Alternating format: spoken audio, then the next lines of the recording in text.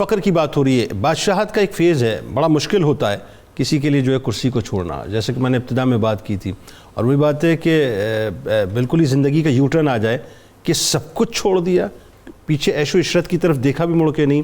اور اچھا ایک اور چیز جو میں ابراہیم بن ادہم رحمۃ اللہ علیہ کے حوالے سے غور کرتا ہوں کہ کئی واقعات ہیں آپ کی زندگی میں جس نے ان کو نوک کیا، ایسے لگ رہا تھا کہ وہی قدرت چاہتی تھی بار بار نوک کر کے آپ کو اپنے در پہ بلانا، پھر کوئی ایک واقعہ جو ہے وہ سبب بن گیا اور آپ پلٹ کے اللہ کی بارگاہ کی طرف چلے گئے۔ جی بسم اللہ الرحمن الرحیم والصلاة والسلام علی سید الانبیاء والمرسلین۔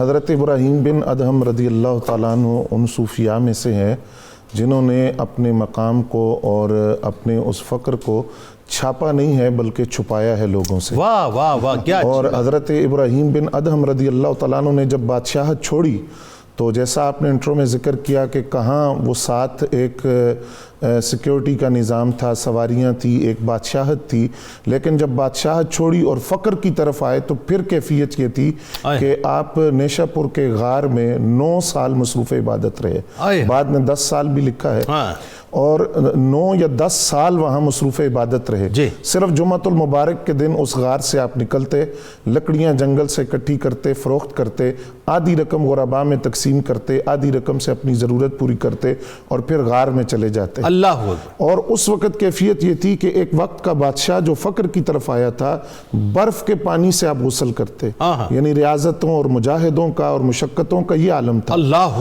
اور اس کیفیت کے بعد جب لوگوں پر آپ کا حال کھل گیا کہ یہ ایک ولی کامل ہیں، ایک صوفی ہیں، تو پھر آپ نے نیشہ پور چھوڑ کر مکہ المکرمہ کا رخ کیا۔ میں حیرت زدہ ہوں، جو جملہ بھی آپ نے ادا کیا نا، 9-10 برس غار میں عبادت کرنا نیشہ پور میں، اور پھر یہ وہی بات ہے کہ برف کے پانی سے وضو کرنا۔ اب میں ویژولائز کر رہا ہوں کہ بادشاہت، پروٹوکول، خدام، درباری جو صبح و شام لگے ہوئے ہوں خدمت کے اندر، ایک وہ منصب اور مقام اور ایک یہ کیفیت۔ اللہ اکبر! جی اور پھر آپ دیکھیے کہ وہ جس غار میں آپ ٹھہرے تھے، حضرت ابو سعید رحمۃ اللہ علیہ ایک بزرگ ہیں، وہ فرماتے ہیں میں نے اس غار کی زیارت کی تو انہوں نے ایک جملہ کہا، وہ فرماتے ہیں کہ اس غار کو اگر مشک سے لبریز کر دیا جاتا تو اتنی خوشبو اس غار سے نہ آتی جتنی ایک اللہ کے ولی کے وہاں قیام کی وجہ سے اس غار سے۔ سبحان اللہ! سبحان اللہ! اور پھر آپ مکہ المکرمہ چلے گئے، حضرت فضیل بن عیاض اور حضرت یوسف غسولی رحمۃ اللہ علیہ، اس طرح کے بزرگوں کی صحبت میں آپ رہے۔ پھر مکہ المکرمہ سے شام کا رخ آپ نے کیا۔ جو آپ کا پیشہ جو آپ نے اختیار کیا وہ باغات کی نگرانی آپ کرتے تھے۔ اچھا اس پیشے کے اندر بھی دیکھیے کہ امانت داری کا عالم کیا تھا اور تقوی اور پرہیزگاری کا عالم کیا تھا کہ ایک باغ جہاں آپ مزدوری کرتے تھے، اس باغ کے مالک نے ایک دن آپ سے کہا کہ یہ انار کا باغ ہے، کوئی میٹھا انار توڑ کر لاؤ۔ آپ ایک انار توڑ کر لائے، اس کی خدمت میں جب پیش کیا تو اس نے اس انار کو کھانے کے بعد کہا کہ یہ تو ترش ہے، تو تمہیں ابھی تک یہ پتہ نہیں چلا کہ باغ کے اندر کون سے انار میٹھے اور کون سے ترش ہیں۔ تو جو جملہ آپ نے فرمایا کہ میں یہاں انار کھانے کے لیے مقرر نہیں کیا گیا بلکہ ان کی نگرانی کے لیے مقرر کیا گیا۔ اللہ! کیا تقوی کا عالم ہوگا! تقوی اور امانت داری۔ اللہ! اور اس نے پھر یہ بات کہی کہ آپ کہیں ابراہیم بن ادہم تو نہیں ہیں، تو آپ نے اس بات میں جواب دیا، لیکن آپ وہاں سے پھر آگے چل پڑے کہ وہ مقام لوگوں پر کھل جائے گا۔ اچھا اس کی وجہ کیا تھی؟ وہ حضرت خواجہ اویس کرنی رضی اللہ تعالیٰ عنہ، ان کی سیرت میں بھی یہی بات موجود ہے، اور وہاں جو محدثین نے بات لکھی ہے وہ یہ تھی کہ اگر وہ حال کھل گیا تو پھر لوگوں کا ہجوم ہوگا، اور وہ جو اللہ تعالیٰ کی یاد اور اللہ کا ذکر، اس کے اندر جو مشغولیت ہے اس کے اندر فرق آئے گا۔ جیسا کہ سراج الامہ، امام الائمہ، حضرت امام اعظم ابو حنیفہ رحمۃ اللہ علیہ نے جب آپ کو سیدنا کا لفظ کہہ کر مخاطب کیا تو لوگوں نے کہا حضور آپ بھی ان کو سیدنا کہتے ہیں؟ فرمایا اس لیے کہتا ہوں کہ یہ کامل وقت اپنا ذکر کے اندر مشغول ہیں جبکہ ہم دنیاوی مصروفیات میں بھی جاتے ہیں۔ یہ امام ابو حنیفہ علیہ رحمۃ اللہ، یہ ان کے الفاظ ہیں۔ تو اس لیے حضرت خواجہ ابراہیم بن ادہم رضی اللہ تعالیٰ عنہ لوگوں سے چھپ کر رہے۔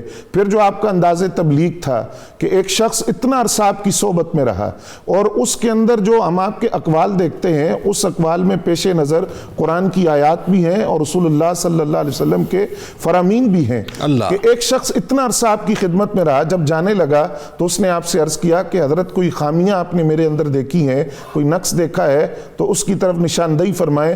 آپ نے فرمایا کہ میں تو تمہیں محبت کی نظر سے دیکھتا رہا، یعنی مجھے کوئی عیب نظر ہی نہیں آتا تمہارے۔ عیوب پر تو نظر جو ہے وہ دشمن رکھتے ہیں، میں نے تو تمہاری خوبیوں کو اور اوصاف کو دیکھا ہے تو وہ میں بیان کر دیتا ہوں۔ تو یہ جو آپ کا انداز تبلیغ تھا، آپ کے فرامین تھے، اور ہر فرمان کے پیچھے اور ہر قول کے پیچھے ایک حدیث رسول بھی، قرآن کی آیت بھی. اور یہی بات آپ سے پوچھی گئی کہ آپ نے یہ کیسا سودا کیا کہ درویشی خرید لی.